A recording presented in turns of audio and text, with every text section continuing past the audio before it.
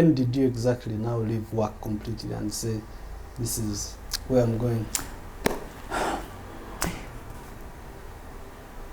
2015, a friend of mine comes to me and says, let's start, I'm going to start for you I'm going to just book a venue, and all you have to do, come once a month, teach. I'm going to invite a few friends. So I said, okay. So every once a month, I would have what I call teaching classes, and people would just come. Fighting Buddha or Confucius or the Maharaja, it's always Jesus. Why? Because when Jesus came, he said something that disturbs people till today. And I'll teach them. Like I said, I was never interested in starting a ministry. This is 2015. So it went on like that for an entire year. From March 2015, we're meeting once a month, paying 40,000 Ugandan shillings for a venue. For a teaching class. A teaching class. 2016, it was starting to transform from a teaching class to now a ministry of stuff, but still I did not call it that. Okay? It had another name, had another way it functioned. We even used to use blackboards and, you know, Right. it was a real teaching setting. And then comes 2017. I'm working in URA, this tax body.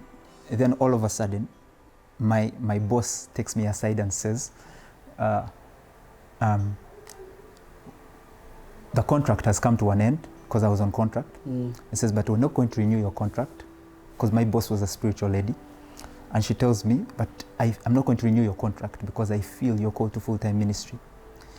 She said she was not going to renew your contract because she felt you had to move to something else. And this didn't just come out of the blue.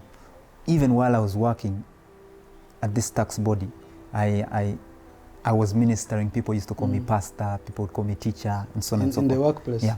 And so she was a Christian lady, and she noticed that, she noticed the pattern, and she knew, okay, yes, you're working, yes, you need a way of living, but you need to know that God has called you to something else. So when she pushed me out, 2017 was a very, very vital, 16, 17, very vital time in my life, because at that point, once you've gone out of a job, you have nowhere else to turn except God.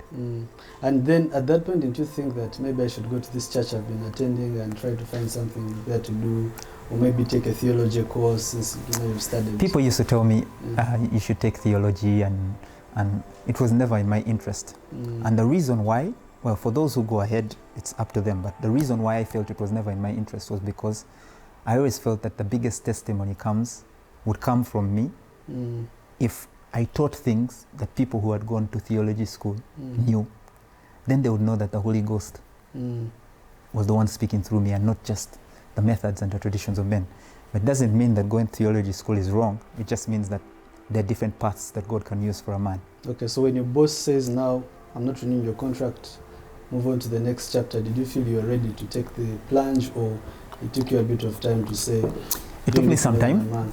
It took me some time, and as any other person, I sat home and I wondered, how am I going to make a living? Which lady is going to accept a minister? You know, those are questions you ask. So I remember God always gives signs. So some of the signs I had was, there's one particular day, 2016 to 17, my ministry had been in a guest house, and it had to shift to the current place it is now, a hotel. And so we had to shift from paying 40,000 Ugandan shillings to triple per month, to triple the amount per week. Okay, once a week. And so I needed a sign that this is what I'm supposed to do. Someone prophetic came to me and said, the Lord says shift to this hotel. So I'd got a word, and they had given me words before that had come to pass, so I believed this was God. And I needed a sign. So I find a person, a friend of mine who I hadn't seen for a long time, January 2017, asks me what I'm doing, and I tell him, oh, I have a ministry, we're shifting, you know, to this hotel. And he says, how much do you want? Let me pay for the first few months. And so he paid for the first 2 months, which was a miracle because I had no job, had no money. When he paid for those first 2 months, we kicked off. That was the sign. That was the sign. And from that day onwards, we've never looked back. And that point, were you still affiliated to the church you were in? How did they receive the decision that you're starting something separate?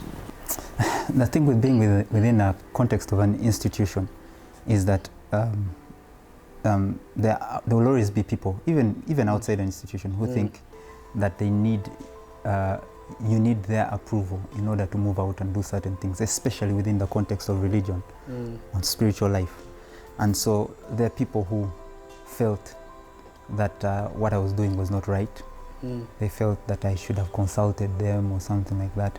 And there were misunderstandings. Those misunderstandings happen in life. But if you know what God has called you to do, be brave enough to lose friends. So did any of them follow you, or they just said, you know, we don't there are a few who understand stood, there are a few, quite a number who stood with me, but over time, you know, God brought in new people to help my ministry path and to show me that, okay, you're in the right place. And then now, obviously, when you're working, you can take certain things for granted, where you're staying, what you're eating, ministry. Now that you're doing ministry, of course, you've got some signs and provisions at a certain point. How did you translate that to now believe God? I can afford a house, I can think of marriage. How did you come around to that decision? Like I said, 2017 was the year when my ministry shifted from a guest house to a hotel. That was one big step.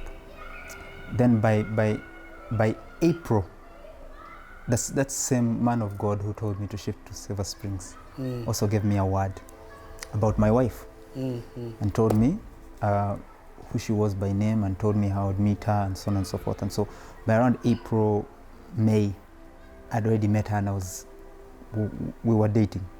That was divine in its own. That's another story. But so in between here, I was still at home. For some reason, I was still at home with my parents. Then I decided, okay, I'm going to move out. And this is, I'm sure my parents couldn't comprehend it. They were okay with it, but couldn't comprehend why the entire time I had a job, I hadn't moved out of the house. And now that I don't have one, yeah. I'm taking a step of faith to move and get a house. Didn't they ask you, stay for some time, let's figure this out? My dad was always the happiest. If you want to go out and be a man, you know, mothers on the other side the ones are always worried. Where are you going to go away? My dad never even once asked me, where are you going to stay? He said, you're leaving. Congratulations. Have a nice life. But of course he cares. Fathers care in their own way. And so I took a step of faith. I looked for a place. Now the Lord had told me, don't go to a place that is less than 700,000 Ugandan shillings per month. Without a job. Without a job. And sometimes you can think you've had God wrongly. How did you approach that? My faith, I didn't have the faith for 700,000. So I go to a house of 300 and something thousand. Now I'm preparing to pay for it. I didn't even pay for it, by the way. I'm preparing to pay for it. Then someone sends me a text and tells me they had a dream. And in that dream, I had gone to a house to pay for it. And the Lord said, that's not the house I told you to go to. Now I received this text while I'm standing with some guy. Preparing to go and pay for. Preparing to go. I don't think he has ever known that. But preparing to pay for this house. So I decided to think otherwise, to rethink it.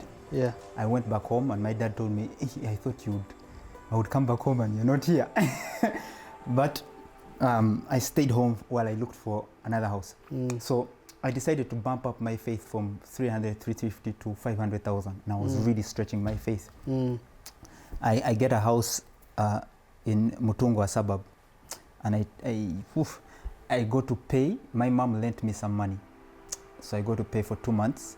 And the guy looks for the receipt. The owner looks for the receipt and can't find the receipt. And of course, I can't give him the money without the receipt. Yeah. So he tells me, but this receipt book was here. I don't know why. I can't find it. Then, so I tell him, he tells me to come back in the morning. I come back the next day in the morning. And he tells me, the moment you left, I found the receipt book and someone took your house.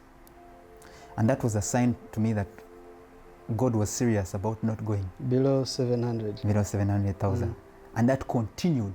I tried 550, 600, 650. Every house, there was something that was stopping it. until the person I was moving around with told me there's one more house on a hill at 700,000 Ugandan shillings.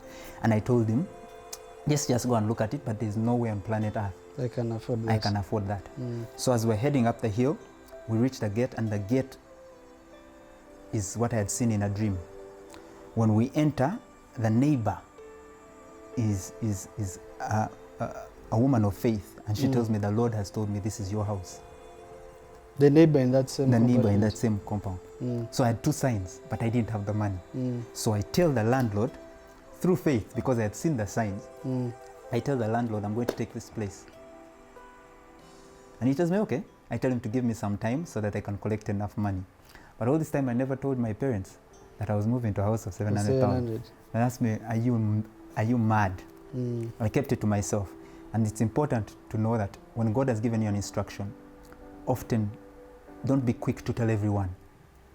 Okay? Because they might not have the same faith that you have, and they don't have the same instruction, so they might not respond the way you want them to. So I kept it to myself.